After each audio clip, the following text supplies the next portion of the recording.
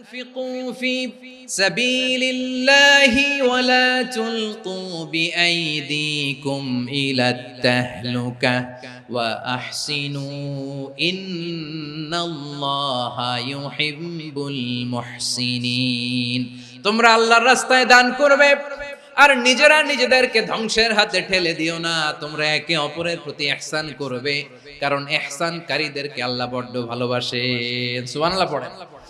আবার সূরা রহমানে আল্লাহ বললেন, হাল জাযাউল ইহসানি ইল্লাল ইহসান ফাবিআইয়ি আলা, সবাই পড়েন, ফাবিআইয়ি আলাই রাব্বিকুমা তুকাযযিবান।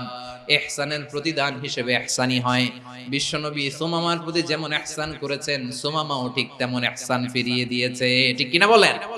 তাহলে এক নম্বরে হচ্ছে আদ, ন্যায় বিচার। দুই নম্বরে সবাই বলেন ইহসান, সদাচরণ। ইহসান দুই ধরনের প্রিয় ভাইরা, ইহসান ফিল ইবাদা, ইহসান ফিল মুআমালা। ইহসান ফিল ইবাদা হচ্ছে একাগ্র অনুভবে ইবাদতে ডুব দেওয়া, এর নাম ইবাদতের ইহসান। সুবহানাল্লাহ পড়ুন। বিশ্বনবী বলেন ইহসান মানে কি জানো নাকি? হাদিসে জিবরিলে সাইয়েদনা জিবরিল আলাইহিস সালাম বিশ্বনবীকে বললেন, আখবিরনি আনিল ইহসান। নবী আমাদেরকে বলেন ইহসান মানে কি? বিশ্বনবী বললেন, আনতা আবুদাল্লাহা কাআন্নাকা তারাহু ফাইন লাম তাকুন তারাহু ফাইন্নাহু ইয়ারাক। ইহসান মানে হলো এমন ভাবে তুমি আল্লাহর সামনে নিজেকে উজাড় করে ইবাদত করবে, তুমি ভাববে তুমি আল্লাহকে দেখতে পাচ্ছ। আর এটা যদি ভাবা তোমার জন্য কঠিন হয়ে যায়, অন্তত এতটুকু তুমি ভাববা যে আল্লাহ তোমাকে দেখতে পাচ্ছেন। ঠিক কিনা বলেন? ও আমার বীর চট্টলার ভাইয়েরা, কেউ যেটা দেখে না সেটা দেখে কে? এই বিশ্বাস হৃদয়ের মধ্যে আছে? নামাজে যখন দাঁড়ান এই ফিলিংসটা আনা যাবে? এসা পর্যন্ত যে আমরা হায়াত পাবো কোনো গ্যারান্টি আছে? সবাই আওয়াজ করে বলেন, গ্যারান্টি আছে? গ্যারান্টি নাই। এজন্য বিষ্ণু ইসলাম বলেছে এমন ভাবে নামাজে দাঁড়াও, ইবাদত করো, মনে করো হতে পারে এটাই আমার জীবনের শেষ নামাজ। Perform the salah as if this is your last and final prayer. এমন ভাবে সালাতে দাঁড়াও, ভাবো হতে পারে এটাই তোমার জীবনের শেষ নামাজ। এমন ভাবে নামাজে দাঁড়াও, ভাবো এটাই শেষ নামাজ। তাহলে নামাজে একাগ্রতা বাড়ায় দিবে কে? ফলে ইবাদতের ইহসান আমাদের অর্জিত হবে। আর মুআমালাতে ইহসান হলো, বিশ্বনবী বলেন, ইন্নাল্লাহা তাবারাকা ওয়া তাআলা কাতাবাল ইহসানা আলা কুল্লি শাই ফাইদা কাতালতুম ফাআহসিনুল কিতলা ওয়া ইযা যাবাহতুম ফাআহসিনুয যাবহা ওয়ালিয়ুহিদ্দা আহাদুকুম শাফরাতাহু ওয়ালিয়ুরিহ যাবিহাতাহু। ইহসান দুই ধরনের, আওয়াজ করে বলতে হবে কয় ধরনের? একটা হচ্ছে ইহসান ফিল ইবাদা, ইবাদতে ইহসান। ইবাদতে ইহসান কি? একাগ্র অনুভব দিয়ে ইবাদত করা, মন প্রাণ দিয়ে ইবাদত করা। আর মুআমালাতে ইহসান কি? সব কাজে, দৈনন্দিন কাজে, কর্মে, সামাজিক অ্যাক্টিভিটিতে কোমলতা প্রদর্শন করা, অনুগ্রহের সাথে সবকিছু করা। আল্লাহ তাআলা ইন্নাল্লাহা তাবারাকা ওয়া তাআলা কাতাবাল ইহসানা আলা কুল্লি শাই, তিনি সবকিছুর ব্যাপারে ইহসানকে আবশ্যক করেছেন। সবকিছু, মুমিনের সব কাজে ইহসানের পরশ থাকবে। ওয়া ইযা কাতালতুম ফাহসিনুল কিতলা, বিষ্ণুই বলেন তুমি যখন কাউকে হত্যা করো ইহসানের সাথে করো। সুবহানাল্লাহ পড়বেন না? যখন হত্যা করো তখনও ইহসানের সাথে। আচ্ছা, হত্যা করবো আবার ইহসান আসবে করতে করে তো মেরেই ফেলবো আমি। আল্লাহ, ও ভাই একজন খুন করেছে, খুনি, রাষ্ট্রীয় আইনে তার শাস্তি হয়েছে ডেথ পেনাল্টি, মৃত্যুদণ্ড। এখন মৃত্যুদণ্ড দেখে আপনি যেমনি মন চায় তেমনি মারবেন লোকটারে? ওর নাক কেটে ফেলতে পারবেন? ওর কান কাটতে পারবেন? ওর চোখ উপড়ে ফেলতে পারবেন আপনি? যেমন মন চায় তার অঙ্গহানি করা যাবে না। ইহসানের সাথে তাকে হত্যা করো। সুবহানাল্লাহ, this is Islam, this is the true essence of Islam. ওয়া ইযা যাবাহতুম ফাহসিনুয যাবহা, যখন জবাই করবে তখনও ইহসানের সাথে জবাই করো। করব জবাই, ওইখানেও নাকি ইহসান। আচ্ছা, কুরবানির দিন আমরা পশুগুলোরে কি করি বলেন? সবাই আওয়াজ করে জবাই। জবাই মানে তো এটারে মেরেই ফেলতেছি, একটু পরে তো টুকরো টুকরো করে গোশতগুলো খাবো, এটা তো খাবো, এটা তো মেরেই ফেলবে। বিষ্ণু বলে না, জবাইয়ের মধ্যেও, মুমিনের জবাইয়ের ভেতরেও ইহসানের পরশ থাকা চাই।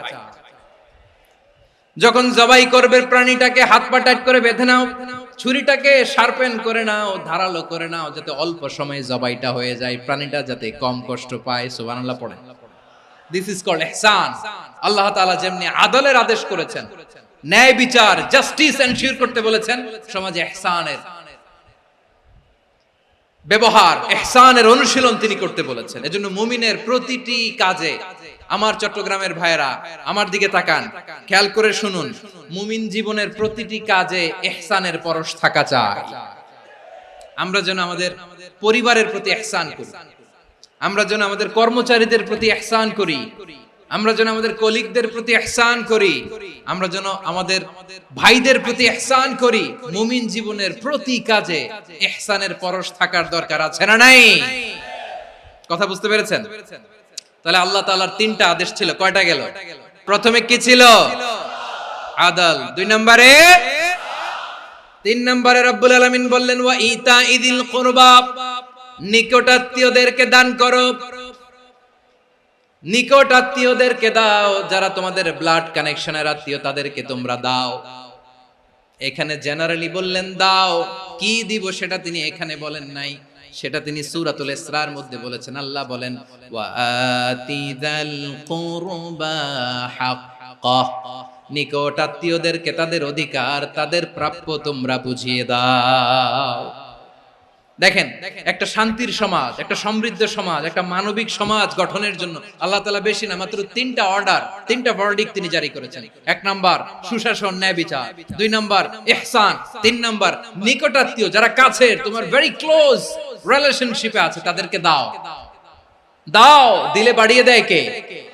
অনেকে দিতে চায় না, কৃপণতা করে। দিলে বাড়ায় দেয় কে?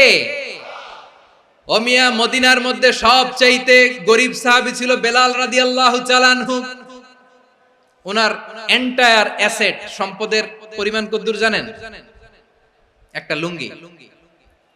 বেলাল রাদিয়াল্লাহু তাআলা আনহু, ওনার টোটাল ওয়েলথের এস্টিমেশন হচ্ছে মাত্র একটা লুঙ্গি।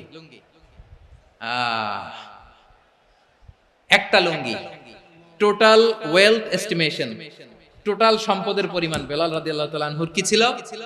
ওই বেলাল রাদিয়াল্লাহু তাআলা আনহুকে বিষ্ণু ইসলাম বলেছেন, আনফিক ইয়া বেলাল, ও বেলাল তুমিও দাও।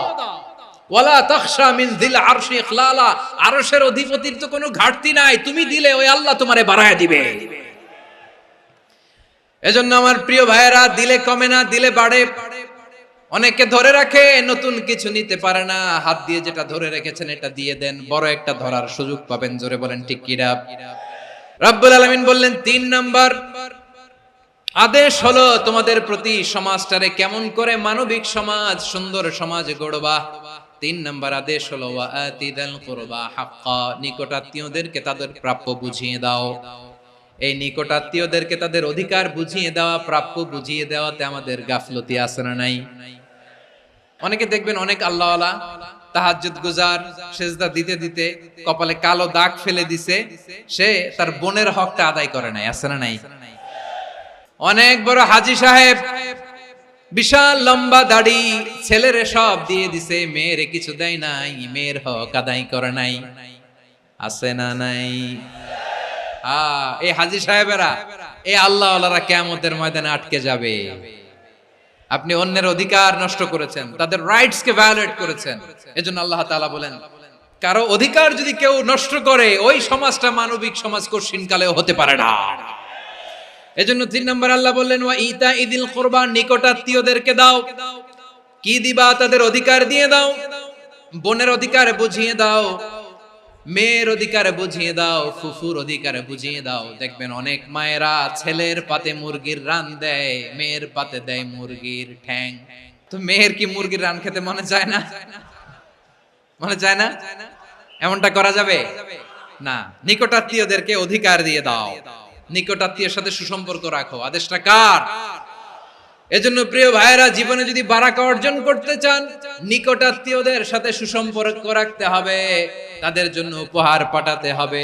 বিশ্বনবী বলেন লা ইয়াদখুলুল জান্নাতা কাতে, যে ব্যক্তি আত্মীয়তার সম্পর্ককে ছিন্ন করে দেয়, সে কঠিনকালেও আল্লাহর জান্নাতে ঢুকবে না। আপনি কি এটারে সহজ হাদিস মনে করছেন? এটা সহজ কথা? আপনি ভাবছেন আপনার নামাজ আপনারে বাঁচাতে পারবে, আপনার রোজা বাঁচাতে পারবে, আপনার তাহাজ্জুদ আপনারে বাঁচাতে পারবে? আপনি অধিকার নষ্ট করলে কিছুই আপনারে বাঁচাতে পারবে না।